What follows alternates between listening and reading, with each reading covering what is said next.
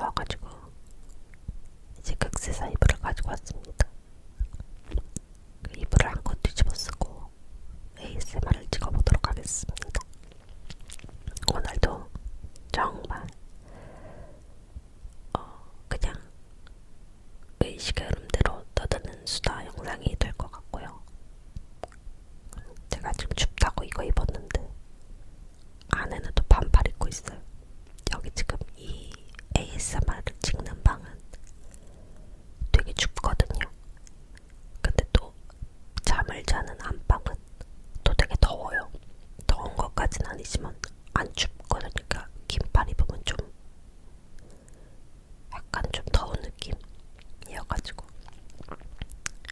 극세사 이불만 들고 왔습니다. 저는 지금 한 2주 정도, 2주가 더 됐나? 이렇게 목 감기는 아닌 것 같은데 마른 기침이 계속 나가지고 이제는 갈비뼈까지 아픈 거예요. 막 기침할 때마다 갈비뼈가 약간 이렇게 뼈에 이상 있는 것처럼 아파서 병원을 갔어요. 저 진짜 갈비뼈에 금 간 줄 알아가지고. 근데 갈비뼈에 금이 간 건 아니라고 하더라고요. 그래서 약 받고 이제 내과도 가고 정형외과도 가서 약을 진짜 한 가득 받아서 약을 먹고 있습니다. 근데 이게 단순 감기는 아니고 그냥 이게 역류성 식도염이나 위염이 있으면 또 이렇게 이렇게 좀 아플 수 있다고 하더라고요. 그러니까 아픈 게 아니고 이렇게 기침이 날 수 있다고 하더라고요. 근데 저는 원래도 위가 안 좋은 사람이고 만성 위염이 그냥 병명이에요. 그냥 저는 위내시경 하면 만성 위염, 역류성 식도염 이런 건 그냥 끼고 살기 때문에 그래서 그런가. 그래서 약을 열심히 먹고 있는데 마른 기침이 진짜 참을 수 없는 기침이 나오니까 힘들긴 합니다. 굉장히 괴로워요.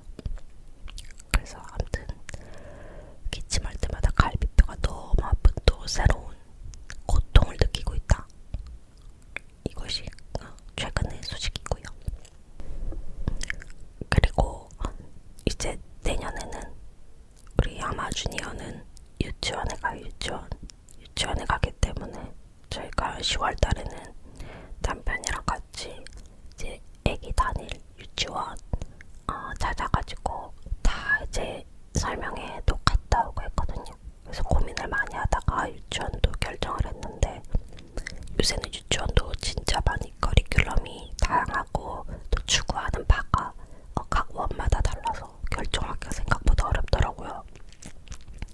이제 크게는 이제 영어를 좀 위주로 하는 영어 유치원은 사실 너무 비싸서 보낼 수 없고 그래도 일반 유치원인데 영어를 조금 중점적으로 많이 가르쳐주는 유치원이 있고 또 이제 되게 자연 숲 유치원이라고 요새 많이 하는데 자연에서 활동 많이 하고 이제 그런 숲 활동 많이 하고 아이들 뛰어놀고 그런 유치원이 이렇게 약간 두 가지로 다니더라고요, 성향이. 근데 저는 애 공부를 그렇게 시킬 거라고 생각을 안 했는데 그 영어를 좀 중점적으로 가르친다는 유치원을 가보니까 또 사람이 욕심이 나더라고요.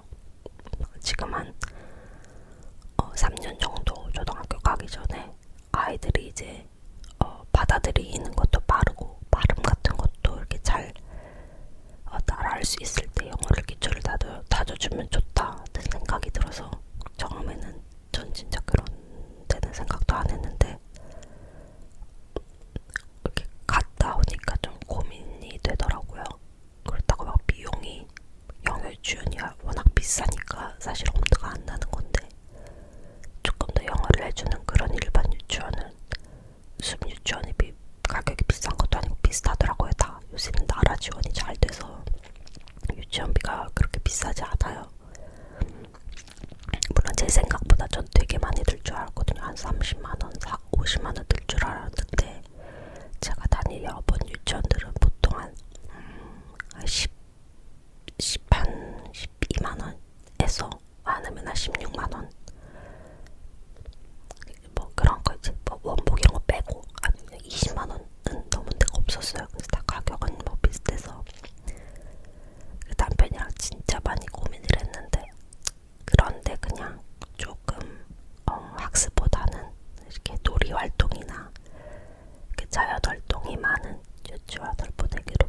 했습니다.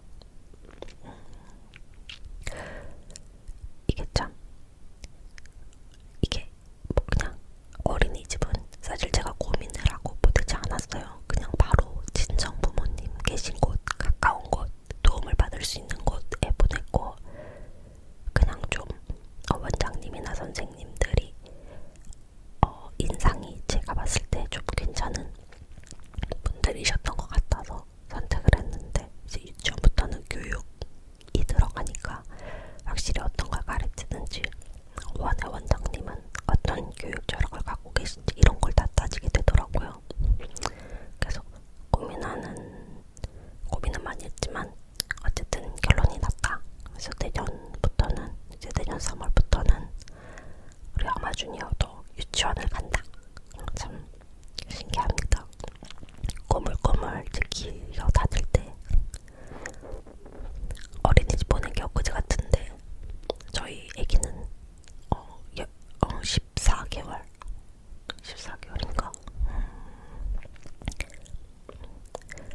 그쵸. 14개월부터 어린이집 다녔어요. 왜냐면 제가 이제 일을 다시 복직을 해야 되니까. 그래서 그때는 솔직히 우리 아마 주니어는 되게 걷는 게 느려가지고 그때 잘 걷지도 못했거든요. 그때부터 애를 맡기니까 사실 좀 되게 마음이 좀 짠하게 되고, 그런데 생각보다 어린이집에 적응도 너무 잘하고 선생님들도 잘해주시고 애기도 좋아하고 해서 진짜 잘 보냈어요. 저는 어린 애들 막 어린이집 일찍 가고 하는 게 마음이 아플 수 있는데, 부모님들이.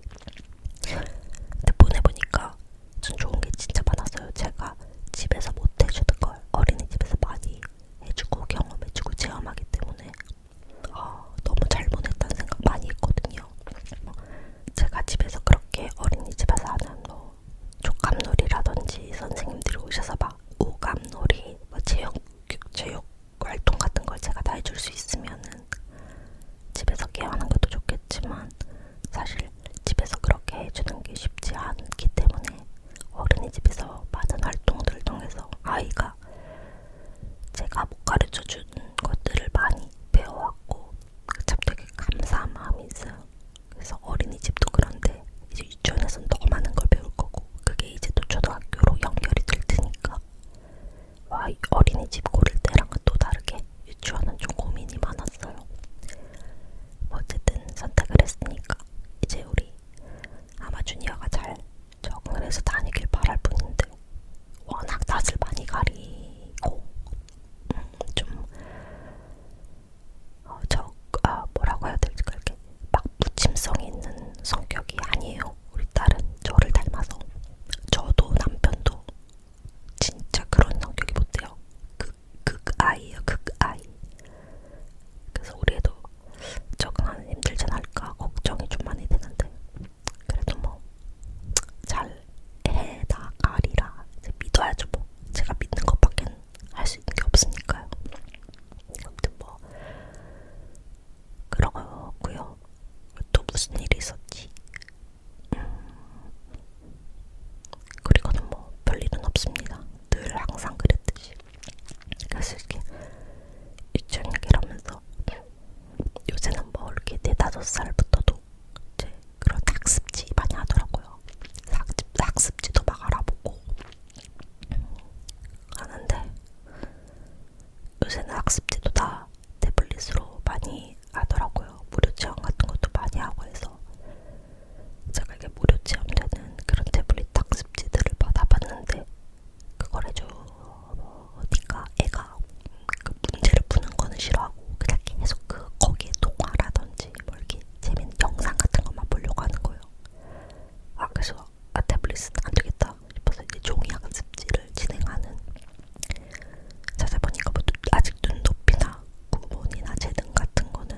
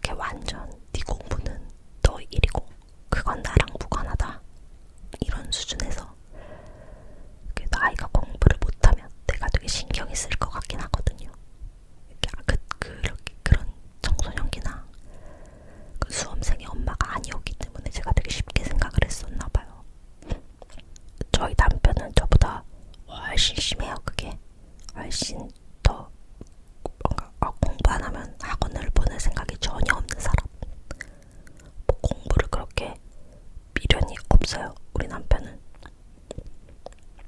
저보다 더요. 더 없는데 그래도 또 막상 이제 유치원 들어가고 이제 막 주변에서 뭐 시킨다 아니 뭐 초등학교가 뭐 어떤 걸 배운다 뭘 안다 이런 얘기 들으니까 이 사람인지라 마음이 또 이렇게 흔들흔들하긴 하더라고요. 부모가 중심을 잘 잡지 않으면 그냥 남들 하는 대로 휩쓸려 가기가 딱 좋겠어요. 그러니까 그냥 내가 철학을 갖고 우리의 성향을 알고 그걸 어떻게 잘 조율을 해가지고 학습을 시키는지가 진짜 중요할 것 같다는 생각 많이 하고요. 사실 이제는 막 공부로 뭘 하는 시대는 저는 지났다고 생각하긴 해요. 특히 지금 우리 딸이 이제 어른이 되면은 아마 15년, 20년, 15년 정도 뒤에 20살이 되고 취직할 때쯤 아마 15년, 20년 정도 뒤가 되면 그때 진짜 아이들이 적잖아요. 요새 초등학교 1학년 아이들 진짜 적어요. 교실이 한 두세 번밖에 안 돼요. 정말 학급이 적고 아이들이 적기 때문에 그때 되면 저는 이제 사교육이나 이런 대학교라든지 공부에 대한 생각 자체가 저희 시대랑은 많이 달라질 거라고 저는 생각하거든요.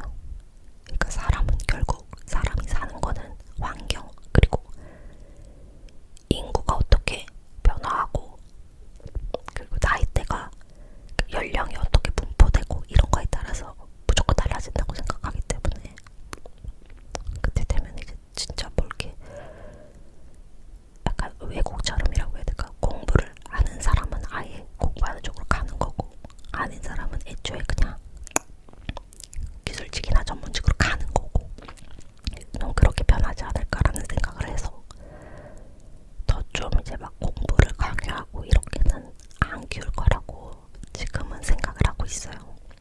또 모르죠. 근데 또 학교에 막 학부모 참관 수업 갔는데 우리 애만 멀뚱멀뚱 못 알아듣고 막 뒤에서 졸고 있거나 딴짓하고 있으면 속이 뒤집어지겠죠. 막 학원을 찾아보겠죠. 그러면 근데 그건 좀 먼 훗날의 이야기니까 아직은 좀 건강하게 뛰어놀아라. 지금 무슨 영어냐 이런 마음으로다가 뛰어노는 쪽을 선택을 했다. 그런 이야기고요. 저도 아이가 하나고 이제 겨우 뭐 5년밖에 안 키워봤기 때문에 잘 모르지만 아직까지는 그래도 되게 아이 같고 예뻐요. 제가 이제 우리 애기가 처음에 어린이집 들어갔을 때 4살 언니들 반이 있었어요. 4살. 근데 우리 애기에 비해서 손도 너무 크고 발도 너무 크고 너무 아기 같지 않고 좀 뭐랄까 되게 어린이스러운 거예요.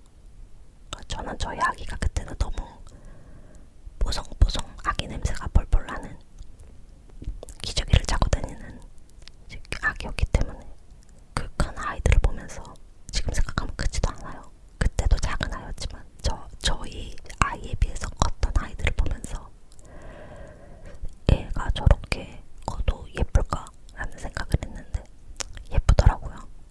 애가 커도 예쁘고 말하면 더 예쁘다더니 말하니까 진짜 더 예쁘고 요새는 약간 진짜 초딩처럼 잼민이처럼 약간 말을 해요. 벌써부터 말투가 그래도 웃기고 재밌고 귀엽고 그래요. 참 저처럼 제가 진짜 아이랑 어울리는 성향이 아니거든요. 저는 아이를 별로 좋아하지 않고 결혼할 때도 저는 아이를 꼭 낳아야 된다는 생각을 안 했어요. 아이 없어도 된다는 주의였는데 저희 남편은 아이를 안 낳을 거면 결혼을 할 이유가 없다. 되게 확고한 사람이었기 때문에 저의 신념은 확고하지 않았고 남편의 신념은 확고했기 때문에 남편을 따른 거예요. 만약 제가 확고하게 나는 딩크족을 원한다고 했으면 남편이랑 결혼하기 어려웠겠죠. 근데 그런 건 아니었기 때문에 그러니까 있어도 좋고 없어도 좋다. 뭐 그 정도였어요 저는.